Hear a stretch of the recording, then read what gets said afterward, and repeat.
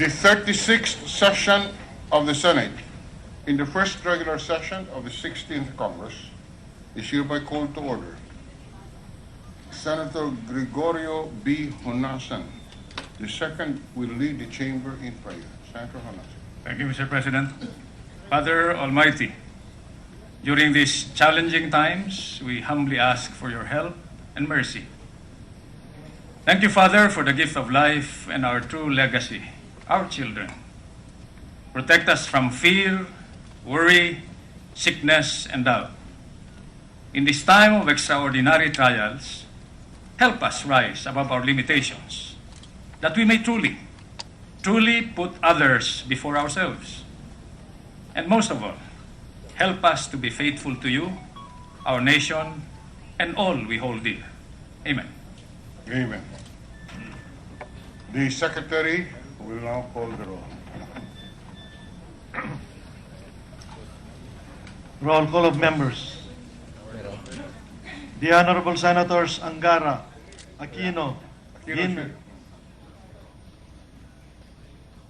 Cayetano Alan Peter Compañero S, Cayetano Pia S, Defensor Santiago, Ejercito, Enrile, Escudero, Estrada, Gingona, Onasan, Lapid, Legarda, Marcos, Usmeña, Pimentel, Po, Recto, Revilla, Soto, Trillanes, Villar, Senate President Drilon.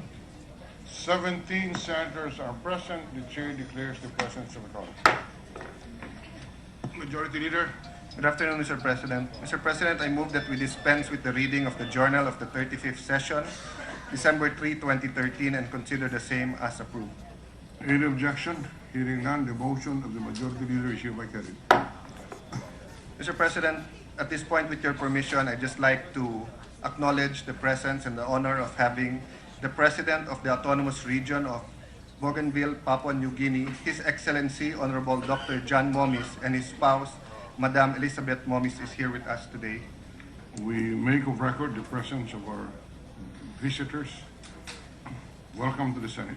Mr. President, may we also put on record the presence of the faculty of the PLM, led by Dean Elena Cernias, Dean Graduate School of Management, Pamantasan ng Lungsod ng Maynila.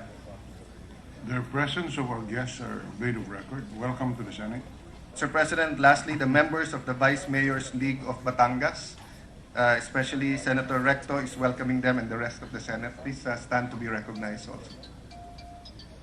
Vice Mayors of Batangas are recognized. Their presence are made of record. Mr. President, I move that we proceed with the reference of business. Secretary will read the reference of business.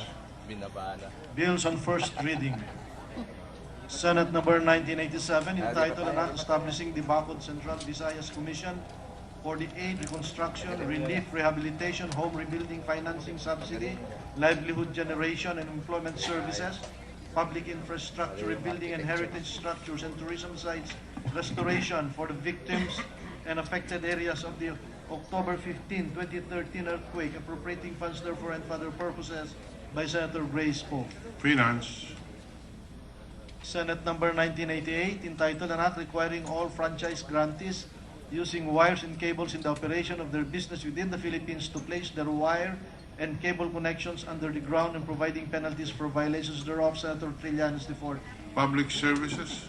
Senate number 1989, an act to require site operators of locally hosted websites to provide information regarding health and safety risks associated with travel destinations marketed on their websites by Senator Defensor Santiago. Tourism, Trade, Commerce, Entrepreneurship, and Finance. Senate number 1990, an act establishing a comprehensive national mercury monitoring program by Senator Defensor Santiago. Committees on Health and Demography and Committee on Finance. Senate number 1991, an act directing the Secretary of Health to conduct a comprehensive study comparing total health outcomes, including risk of autism in vaccinated population with such outcomes in unvaccinated populations, by Senator Defensor Santiago. Committee on Health and Demography. Senate number 1992, an act to strengthen and reorient the mandate of the National Food Authority in order to ensure food sufficiency and to rationalize its functions, by Senator Defensor Santiago. Government Corporations, Public Enterprises, Agriculture, and Food.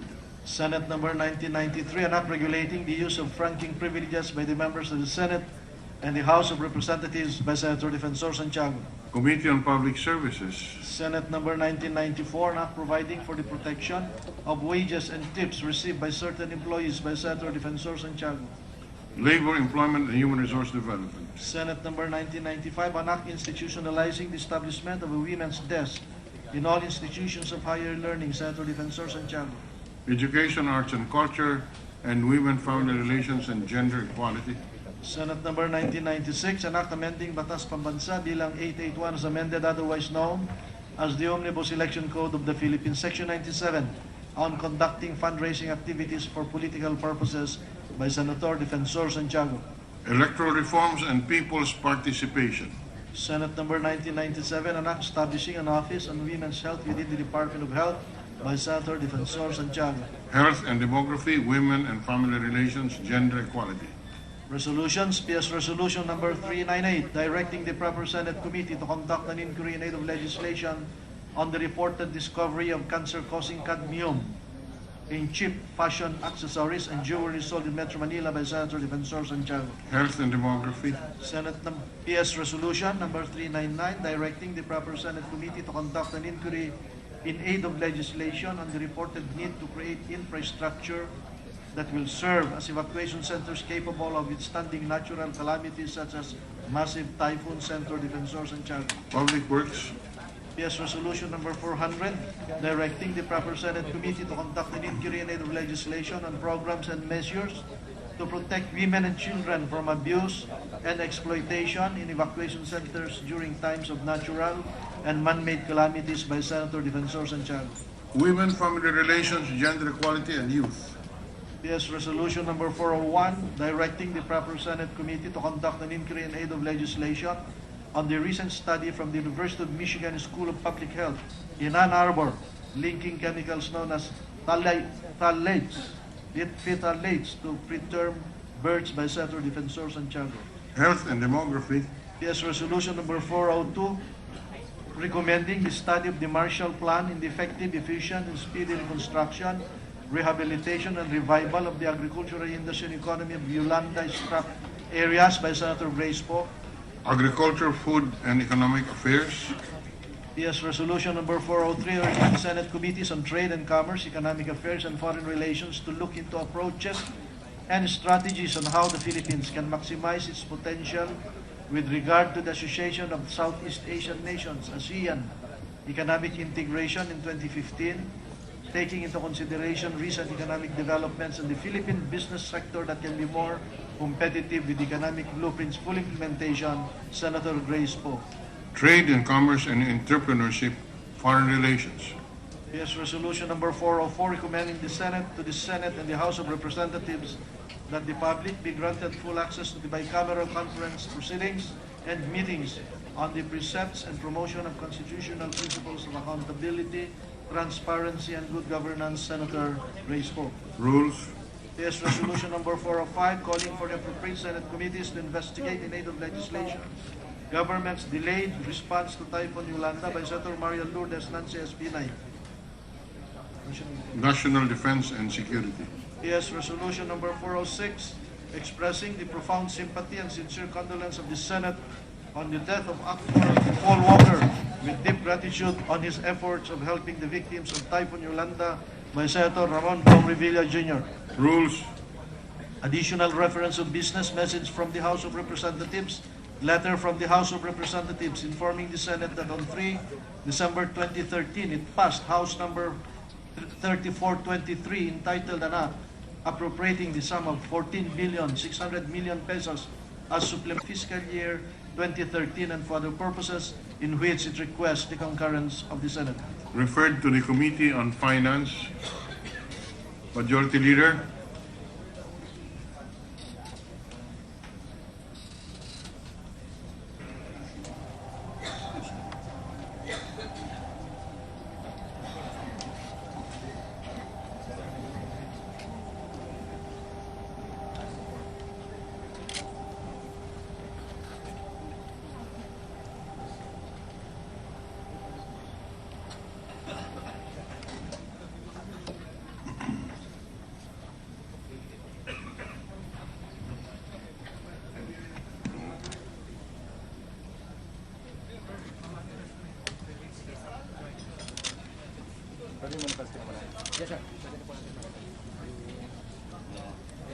Permission of the chamber, we suspend the session for 1 minute.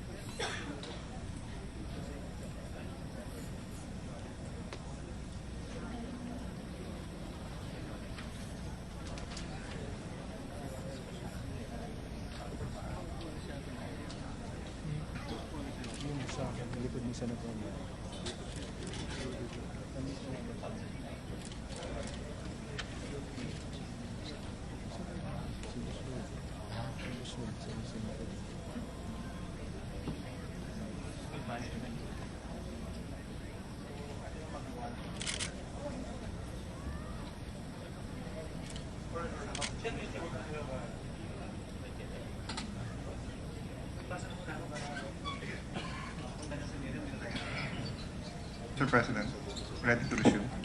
Session is resumed. Mr. President, can we now recognize the chairperson of the Committee on Finance, Senator Escudero? Senator Escudero is recognized. Thank you, Mr. President. Mr. President, upon prior consultation with the Majority Leader and Minority Leader, may I have the honor to nominate, aside from this representation, as members of the Bicameral Conference Committee on the disagreeing votes on House Joint Resolution number 7. The following: Senators Recto and Soto. I so move, Mr. President. All right. The bicameral conferees for the Senate on the disagreeing provisions of Joint Resolution number 7 shall consist of the Chairman of the Committee on Finance, Senator Francis C. Escudero, Senator Ralph Recto, and Senator Soto, the last one representing the minority. Thank you, Mr. President. Mr. President, may I ask that we have a 1 minute suspension? Suspended for 1 minute.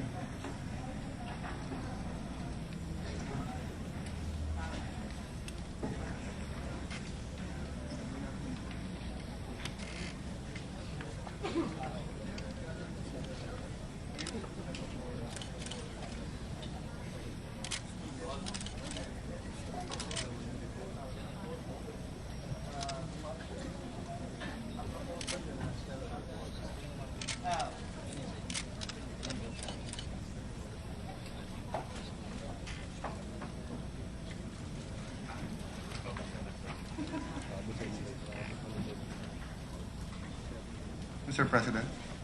Session is resumed. Mr. President, may we now recognize Senator Miriam Defensor Santiago to give a privilege speech.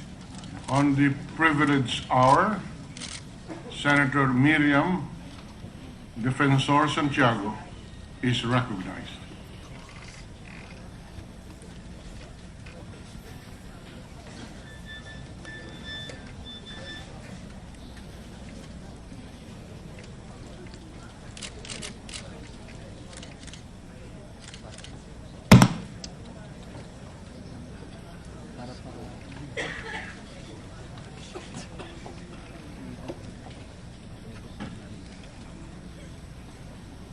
Thank you.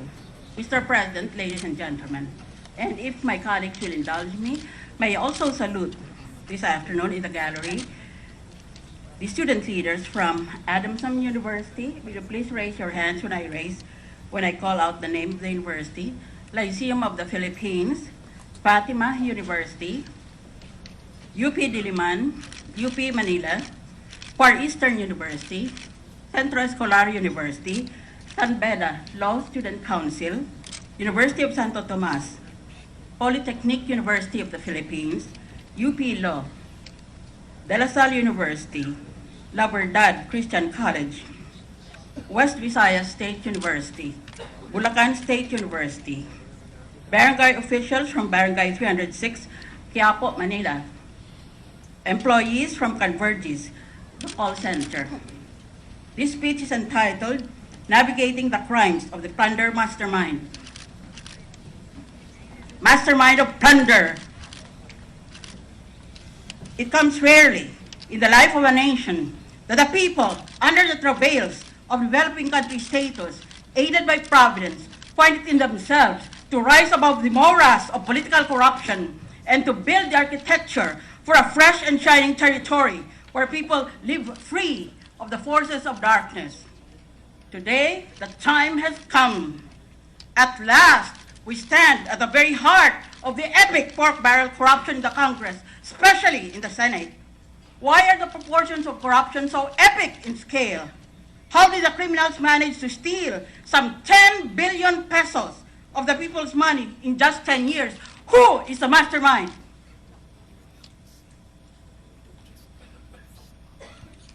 Guided by faith in a just God and in the rule of law, dozens of whistleblowers have testified in writing and provided supporting documents to prove that the very heart of darkness is the leadership of the Senate itself.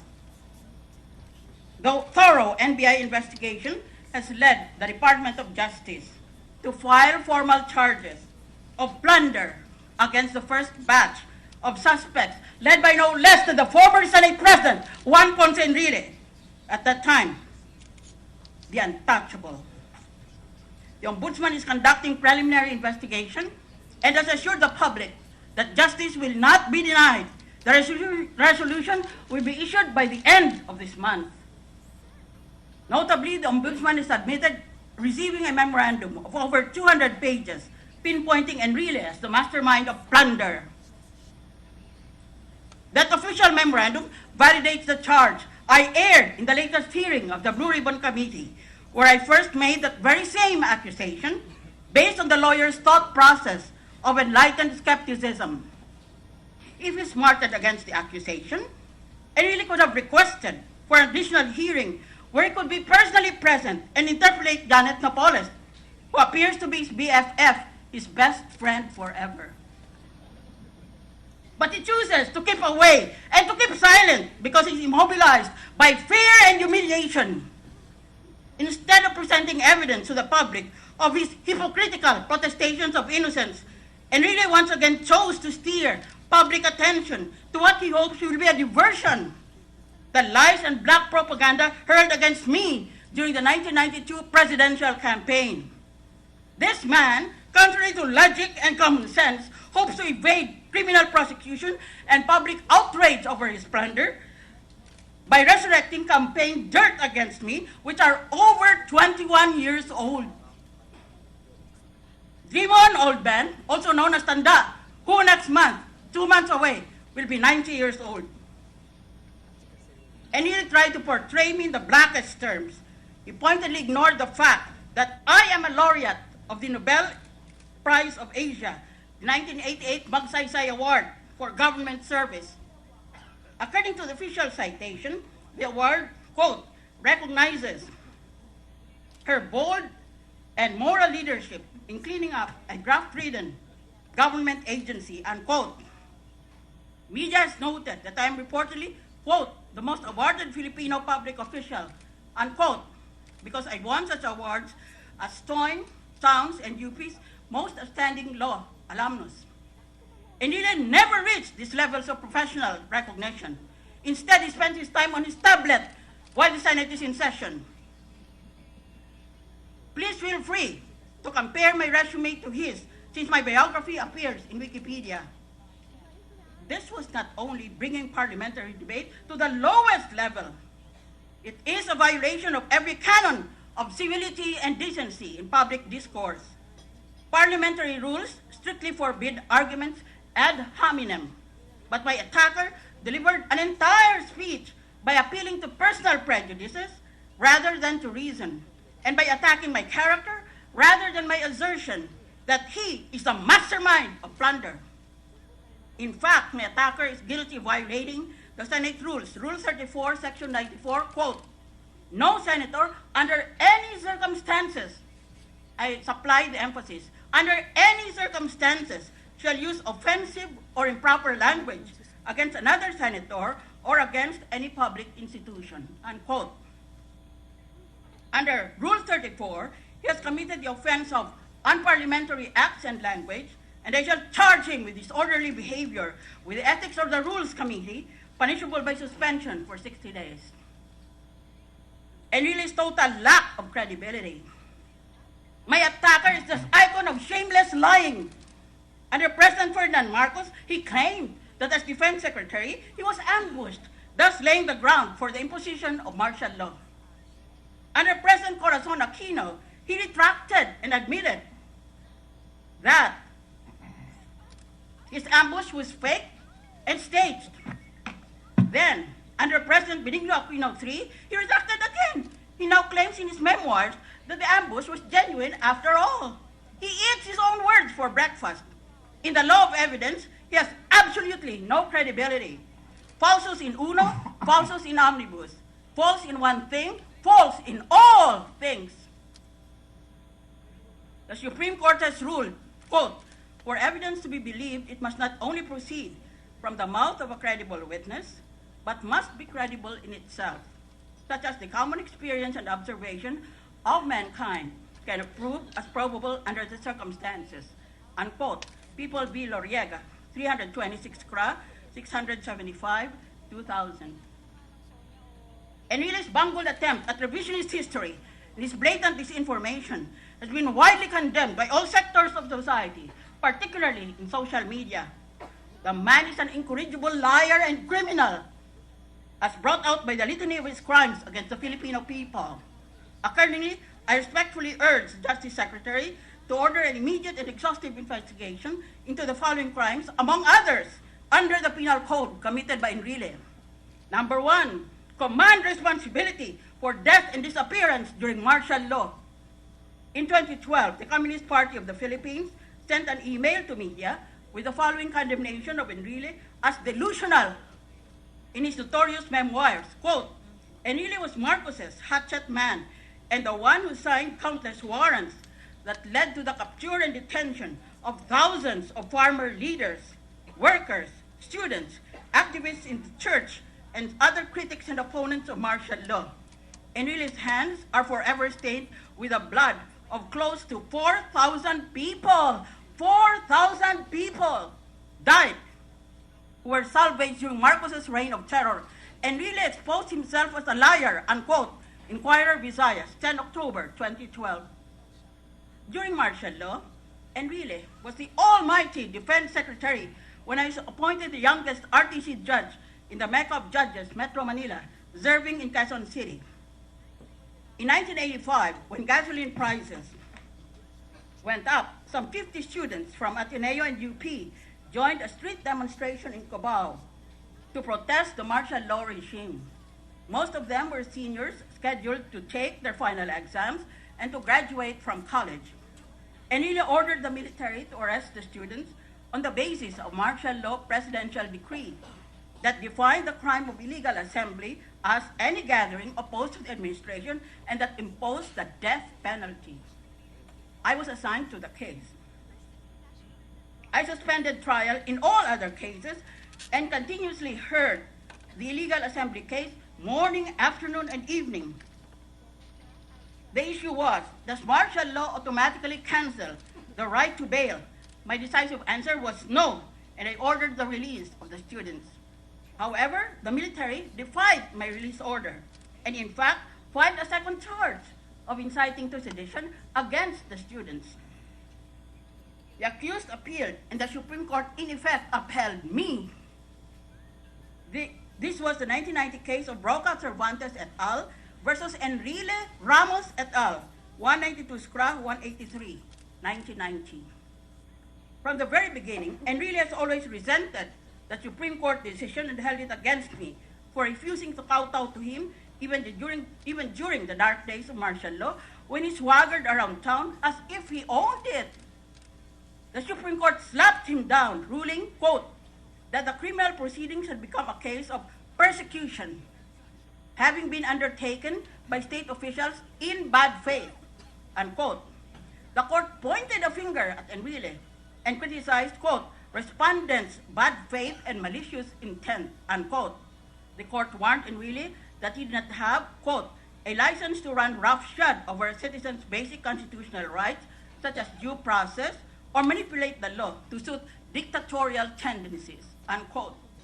This was and remains Enrile's arrogant, tyrannical attitude to young people, persecution, bad faith, malice, and dictatorship. He has never changed. Number 2, mastermind of the biggest plunder case in Philippine history. In June 2013, the Department of Budget and Management released statistics showing that in a 5-year period for 2005 to 2013, Enrile was the biggest recipient of pork barrel, amounting to a total 1.189 billion pesos. According to whistleblowers, Enrile gave the syndicates of dummy NGOs run by Janet Napoles access to his pork barrel in no less than 22 instances. 22 kabesas ginawa niya. In all, Enrile reportedly gave 641.65 million pesos from his pork barrel funds to dummy corporations founded by Napoles. Merlina Sunyas, a whistleblower, testified that Napoles personally talked to the senator concerned or the chief of staff. Sunyas also testified that in 2012, her dummy foundation received 5 million pesos in pork barrel funds from Enrile. The Commission on Audit issued a PDAF report that in 2011, Enrile was one of 4 government officials who gave some 206 million in pork barrel funds to the Department of Agriculture, the questionable NGO from 2009 to 2010. The Inquirer story said, quote, Enrile withheld further comment until he had checked his records, unquote. Until now, Enrile has clung to his right to remain silent, causing a group of netizens to start a movement called Kumibo Ka Naman Enrile, with the acronym KKNE, or pronounced Kine. In the midst of all the damning evidence against him, Enrile has cowered like a mouse. He could very well have delivered a privileged speech proving his innocence. Instead, his speech was directed at me, rehashing black propaganda against me during the 1992 presidential campaign. Yun na lang ba ang magagawa niya? You will remember that I led in the counting for the first 5 days, but thereafter was cheated of the presidency. I filed an election protest, but it was dismissed by the Supreme Court on the technicality that I had already been elected as senator. So that issue has never been settled. He is silent on the evidence, but voluble on malice. His speech amounted to verbal violence and a woman lying in her sickbed, while he preened in the Senate, demonstrating his skills as a drama king of corrupt politics. Number 3, king of smuggling empire. In 1995, then Representative Enrile, a native Gonzaga, Cagayan, authored RA number 7922, creating the Cagayan Economic Zone Authority, or CEZA. Section 6, paragraph F, gives to CEZA the right, quote, to operate tourism-related activities, including games, amusements, recreational and sports facilities, such as horse racing, dog racing, gambling casinos, golf courses, and others under priorities and standards set by CESA, unquote. The free port occupies 441,000 hectares, an area almost 3 times the size of Quezon City, and he claimed that the port would become the hub in Southeast Asia of interactive gaming, his term for gambling on the internet, shipping, and ecotourism. The Port Irene CEO is Enrique's relative, Jose Marie Ponce. According to Enrique himself, his representative in his port is his son-in-law, James Coacher, an American who, according to former U.S. Ambassador Christy Kenny, and I quote, runs an O2 import operation in the port and is suspected of involvement in smuggling, unquote. Released by WikiLeaks on U.S. Embassy Cable 8, Manila 1417, sent by Kenny to the U.S. Department of State on 13 June 1998. Enrile, according to the cable, presided at a Senate hearing and indulged himself by repeatedly and fiercely shouting at representatives of the joint foreign chambers of commerce because the foreign businessmen had complained about smuggling in Port Irene. On 12 December 2002, President Gloria Arroyo issued Executive Order number 156, imposing a partial ban on the importation of used cars. In the 2000 case of Executive Secretary V. South Wing, in effect, the Supreme Court upheld the validity of the ban. And in the 2013 case of Executive Secretary V. Forerunner, the Supreme Court again upheld the validity of the law. During all this time, in open defiance of the Supreme Court rulings banning importation of used cars, CESA continued its operations, its importations. In 2012, car traders imported some 5,400 vehicles contained in 18 shipments. In February 2013, a Japanese cargo ship set off for Port Irene with a shipment of Hummers, Porsches, BMWs, Mercedes-Benzes, a Ferrari, a Lamborghini, and other used luxury cars. The government refused to issue clearance for registration of the shipments, and CESA was forced to re-export those used cars. Presumably because of all the illegal shenanigans in Port Irene, just last month here in the Senate, Senator Sergio Osmeña, chair of Subcommittee B of the Finance Committee, recommended a cut from the CESA budget of 800 million pesos. On Enrique's appeal, Osmeña agreed to restore this amount of nearly 1 billion pesos subject to certain conditions. That's how much of the taxpayers' money go to finance Enrique's smuggling empire. Bakit tayo magbabayad? Sa pamagitan ating buwis para kumita itong smuggler na ito. Number 4, anticipated king of gambling empire. CESA operates online gaming outside the jurisdiction of PAGCOR. The Cagayan Ecozone is the only ecozone in the country that is allowed by the Enrile law to host and issue online gambling licenses to offshore companies. Matinit, mag-isa lang siya sa buong Pilipinas na merong ganon. Such foreigners are not required to live in our country or to incorporate as a Filipino company. They only need an interactive gaming license and to register as a CESA enterprise. Jesus Dicini, president of the Internet and Society Program of the UP College of Law, has already warned that CESA should exercise due diligence in giving out licenses which may be exploited by unscrupulous entities. He said that CESA might unwittingly give these companies the legitimacy to operate legally. Just last month, Inquirer columnist Ramon Tulfo reported that police raided and arrested some 700 persons, including some expatriates, in the Makati and Quezon City offices. Allegedly, the firms were operating under license from First Cagayan License and Resort Corporation in CESA. Source, Inquirer, 22 November 2013 at A-24. Last February 2013, the CESA administrator admitted that he has awarded what he calls a master license to First Cagayan to operate internet gambling. The master license allows First Cagayan to issue 7-year licenses to foreign entities to operate online gambling in this country. So far, it appears that it has awarded licenses to 7 foreign corporations, but it claims that it can issue as many licenses as it wants. Galing. The favored corporations pay annual fees of $40,000, admitting that only the Philippine Amusement and Gaming Corporation, or PAGCOR, has been given the mandate to operate legal gambling in the country. I repeat, only PAGCOR, under law, can operate legal gambling in our country. CESA claims that it gives licenses only to foreign-based corporations. Naghanap ng lusot. Lahat kailangan sumunod, maliban lang kay Enrile. In brief, CESA promotes online gambling, or what it calls interactive gambling, which has been described as, quote, a lucrative niche market, unquote. It has partnered with telecommunications companies to offer, quote, high-quality, high-speed internet connectivity, unquote.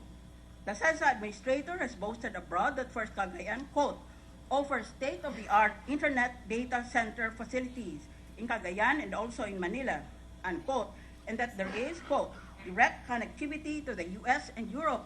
Aba, ang galing. Global gambling lord na siya ngayon.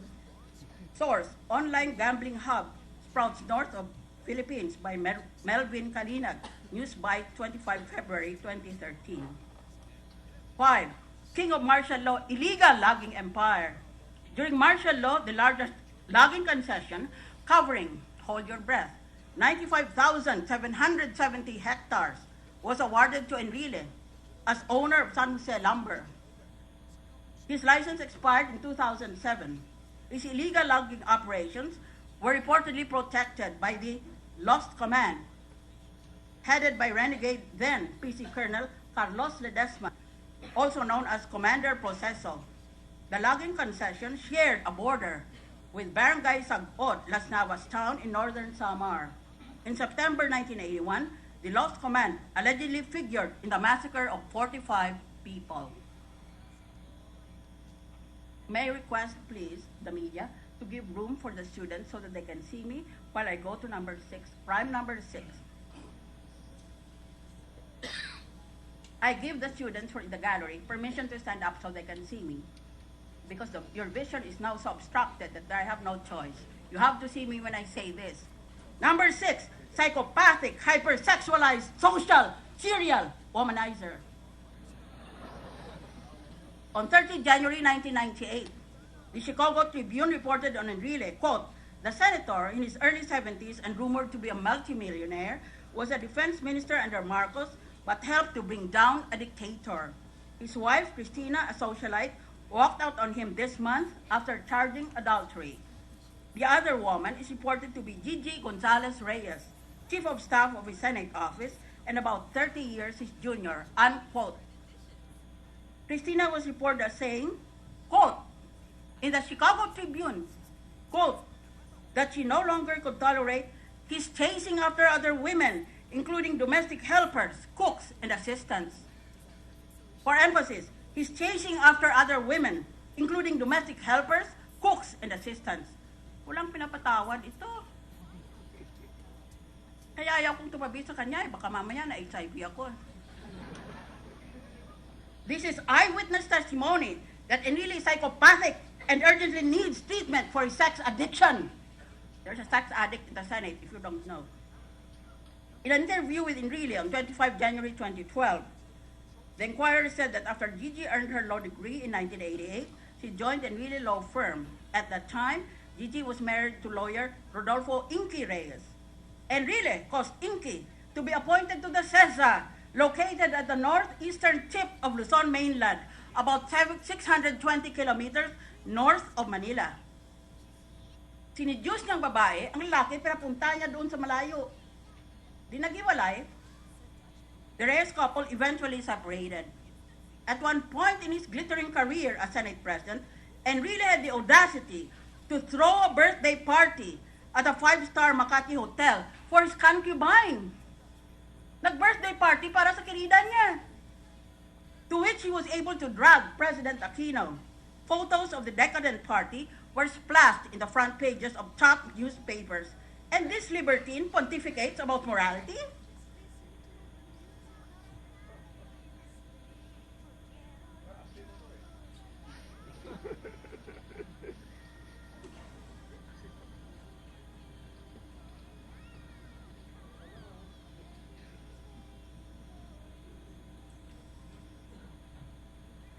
To win the so-called Catholic vote, he pretended to be a determined enemy of the reproductive health law. All to naught because his son, whom he groomed to take over the family's fabulous financial empire, was convincingly defeated at the last Senate elections despite reported campaign expenses of 150.797 million pesos, the highest expense of any senatorial candidate. Gigi, together with Enrile, has been charged with plunder and has fled abroad. In her absence, the Enrile camp issued a statement that only Gigi, not Enrile, should be accused of plunder. That is his version of tough love.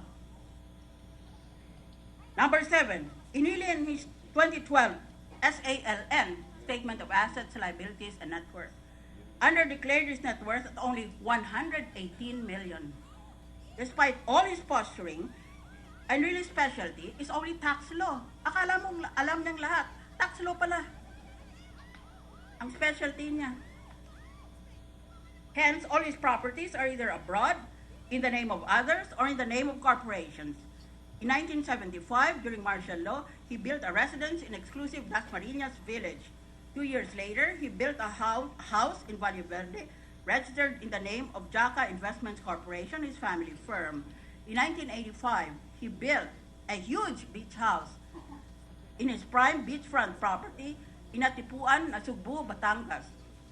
But in his Psalm 2012, belying his wanton lifestyle, including corrupt minions and a private army on his payroll, he declared a net worth of only 118 million. His legal expertise is obviously tax evasion. Ombudsman resolution this month will decide the truth. Enrile and I are engaged in an epic battle to reveal the truth to the Filipino people. On my side, I have university students, social media netizens, Metro Manila and Visayan communities, and the crowds in the major shopping malls who instantly gather and urge me to continue the good fight.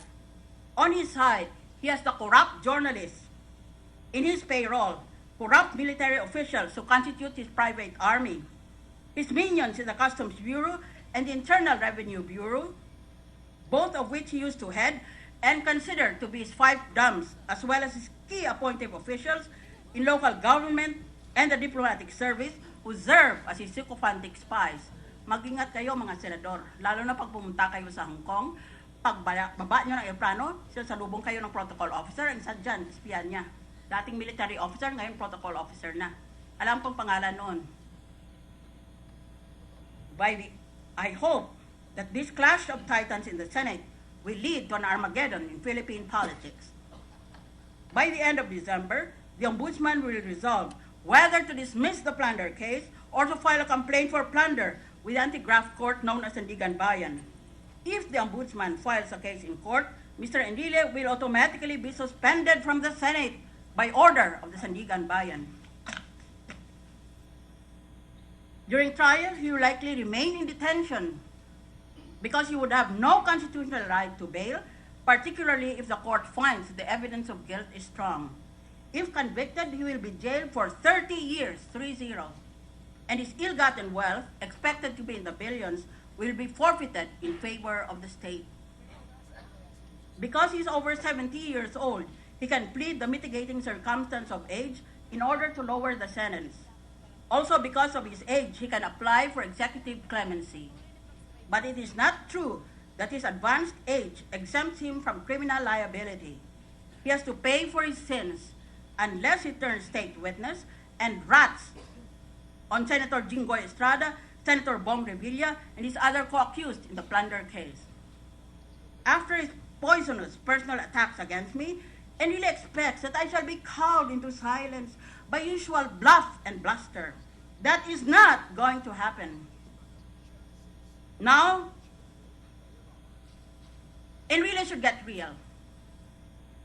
In Cagayan, it is said, I purposely direct myself to my student audience. In Cagayan, it is said that when Enrile was a baby, his mother dropped him on his head. Nahulog na sanggol. Tumama ang ulo sa sahig, kaya ganyan yung taong yan. Now he is the poster boy of stem cell treatment that has long gone past its expiry date. lumampas na, kaya bumalik na sa natural. He looks like a female llama surprised in her bath. Ang female llama, miniature na camel, her body is all twisted and she has a very mean and violent temper. Ganun ang itsura niya. He reminds me of nothing so much as a dead fish before it has time to stiffen. If he has the courage, he should switch places with me. He should be funny, and I'll be the asshole. For the most apt description of this damaged creature, I quote. It's a quotation. For years, I've regarded his very existence as a monument to all the rancid genes and broken chromosomes that corrupt the possibility of the Filipino dream. He was a foul creature of himself, caricature of himself, a man with no soul, no inner convictions, with the integrity of a hyena and the style of a poisoned toad. His charges are 20 years old. The Prince of Darkness, having no means of demolishing innocent, law-abiding, God-fearing people like me, has recycled rumors against me that were aired and which I answered more than 20 years ago when I ran for president. Maybe he's suffering from age-appropriate dementia again. Mr. Dementia tries in his clumsy way to raise suspicions about my mental health. I appear frequently on TV, and I'm widely exposed in other media. And yet, despite the repeated innuendos during election campaigns, the Filipinos have elected and re-elected me to the Senate. Most recently, I was elected by the UN General Assembly to be judge of the International Criminal Court. I will be the first Filipino there.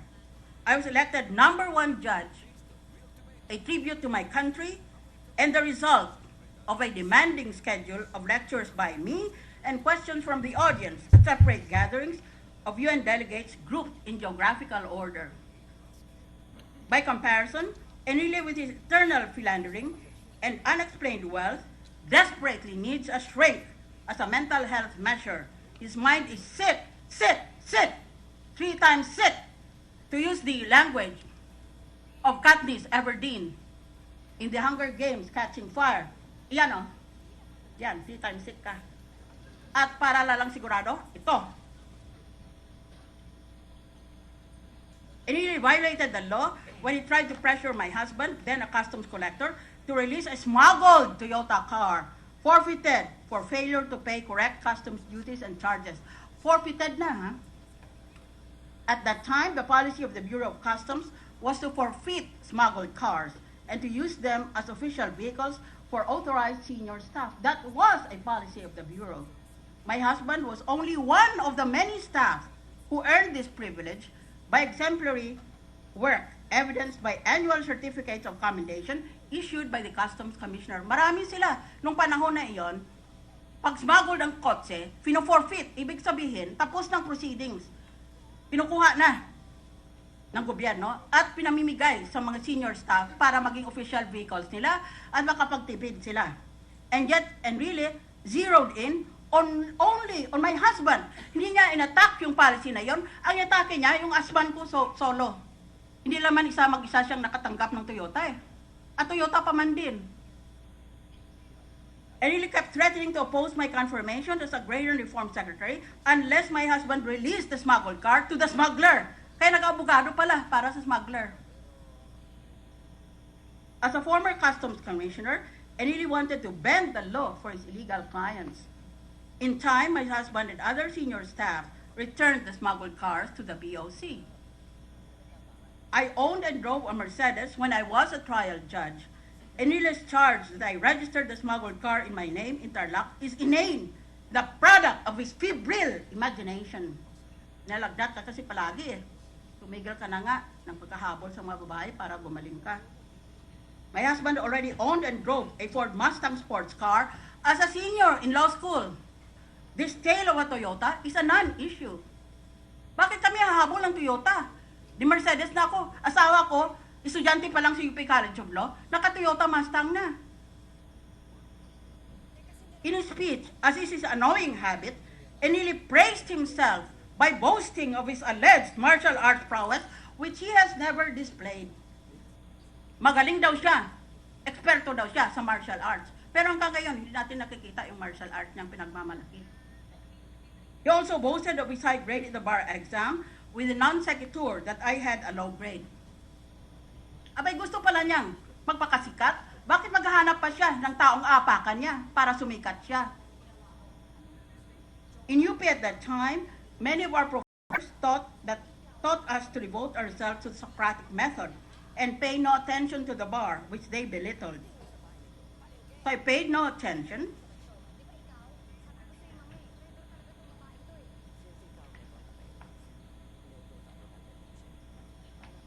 Particularly since what I wanted to do, contrary to my father's wishes at that time, was to avail of a rare scholarship in Moscow, which was a no-zone country insofar as Philippine foreign policy was concerned. In the United States, the bar exam is considered clerical. Any dean of admission of a top law school ignores any claim by Filipino applicants of achievement in the bar exams, and are surprised when an applicant from the Philippines puts it in his resume.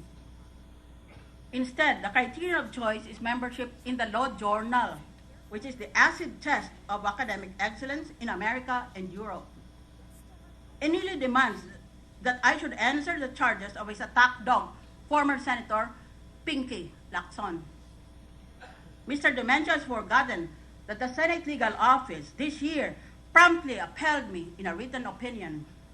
The Senate, as a matter of policy, allows senators to maintain satellite offices in premises owned by the senator. That is official Senate policy. That is found in the legal opinion of the Senate Legal Office after this charge was made against me. The legal opinion revealed that the amount I charged, 70,000 pesos, 70,000 pesos monthly for 403 square meters on the 4th floor of the office building. Never raised from the time I first became senator until now, 70,000 ang babayad ng Senado para sa 400 square meters, and that is an office building. Hindi naman bahay ko yan, hindi naman garahe ko yan, kamukha ng ginawa ng ibang senador. Office building yan, registered and taxes paid as an office and commercial building. It's one of the lowest in the Senate. The other charge is that I own the multipurpose hall of the Rizal provincial government. Together with a few other senators, I gave a modest amount of pork barrel to help fund its construction undertaken by the Rizal provincial government. This charge is asinine. Lacson, like his mastermind, seems to be approaching dementia too. Biro mo, pag-aari ko raw ang Rizal Provincial Multipurpose Hall. Niregister ko daw sa Tarlac, hindi naman ako taga-Tarlac. Ang isang Toyota, na ako ng registered owner ng isang Mercedes. Anong klaseng isipan itong mga ito? Let me tell you about the real Lacson. As PNP chief, he coveted the post of DILG secretary, which at that time was occupied by Ronaldo Puno. In his overwhelming desire to become Interior Secretary, Lacson gathered an incriminating file of documents showing that Puno ordered all policemen nationwide to take a drug test, but only with a certain specific laboratory, which turned out to be a small, cheap apartment. Lahat ng kapulisan sa buong bansa gusto ng DILG at that time na kumuha ng drug test na babayaran nila. Doon, na hinanap ng media at pinakita sa telebisyon, yun palang laboratory na yon, hindi man lang pala office building yan, apartment, na luma na. The cunning and scheming Lacson gave me the file. I exposed the corrupt scandal and engaged in a bitter word war with Puno, who hired a lawyer for the sole purpose of character assassination against me. During this time of poisonous hostilities, mostly fought in media, Lacson hopped on a plane to Hong Kong in order to avoid any suspicion of complicity in the expose. Binigyan niya ako ng papel para maiskandalo ang boss niya na gusto niyang palitan at nagtago doon sa Hong Kong habang inatake ako ng kanyang boss. What a jerk. He returned after it was all over and Puno had been damaged. His cowardly retreat from this proxy battle is a standard joke in gatherings of his classmates at the Philippine Military Academy. Marami pa akong kwento tungkol kay Lacson, but it's not that time. Why is he really so close to Lacson? When a Manila Regional Trial Court issued a warrant of arrest against Lacson, he jumped bail and became a fugitive from justice. Nagtago yan eh. May warrant of arrest against him. Lahat tayo, pag na-warrant of arrest, kailangan mag-surrender ka sa korte, ikukulong ka. Maliban lang kung makapagpiyansa ka. Pero siya, hindi. Natakot ka agad ng nagtago. That is a crime in itself. TV repeatedly showed a footage of Lacson leaving the airport. Paulit-ulit. Umalis daw ng bansa. Si Lacson napakita doon sa airport. But many believe that Enrile provided safe haven in Cagayan to Lacson. That is why these two men are so close. It can only be called a relationship with feelings. This early, Pinky Lacson's propaganda team is already touting him as a presidential candidate for 2016. His credential is that he has been given an administrative job in disaster relief efforts in the Visayas. Yun ang maging platform niya para maging presidential candidate siya in 2016.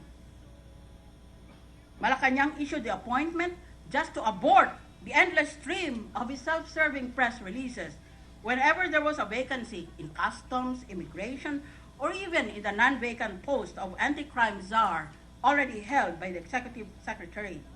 His latest caper took his campaign at self-projection to the level of the absurd when his own press release reported that a former policeman, pulis lang, he allegedly delivered a lecture on constitutional law as part of Enile's effort to shift attention from PDAF to DAP. Challenge to public debate. After this speech, I respectfully declined to yield the floor for interpellation. I rose to answer the personal attack against me, and interpellation will merely serve to waste the time of the Senate. I shall also leave immediately after the speech with your indulgence, Mr. President and colleagues in the Senate, because I am ill with chronic fatigue syndrome. In conclusion, as I did in the past, I challenge Enrile to a public televised debate on the plundered charge against him, face to face. Huwag kang mag-upa ng attack dog mo. Ikaw ang humarap sa akin. Tayong dalawa. Doon sa UP, dahil pareho tayong UP graduate. Sumagot ka! A televised debate on the plundered charge against him, including his illegal and immoral use of the Senate President's discretionary fund to distribute nearly 2 million pesos as Christmas bonus last year to each senator, except for 4 senators, whom he considers his political enemies, led by me. It should be held at the UP Malcolm Theater in the College of Law, and only students with valid IDs should be allowed to prevent Enrile from renting a partisan crowd. The first time I challenged Enrile to a debate, he declined and instead called on Lacson to shower me with near-illiterate insults, including an oxymoron. If this second time Enrile again evades debate, this will be an admission that he is the mastermind of the plunder of some 10 billion pesos of the taxpayers' money, and that is insulting me on a personal level, not on the level of principles or policies, but on a personal, prohibited level. He is insulting me on a personal level as a diversionary tactic and as a smokescreen for his criminality. No matter how devilish his power, and no matter how fabulous his ill-gotten wealth, I refuse to be coerced by Enrile. Justice should be done though the heavens fall. I am fortified by my faith. According to the poet, mine eyes have seen the glory of the coming of the Lord. He is trampling out the vintage where the grapes of wrath are stored. He has loosed the faithful lightning of his terrible swift sword. His truth is marching on. Thank you. Majority Leader, Mr. President, may I request a 1-minute suspension? suspended 1 minute.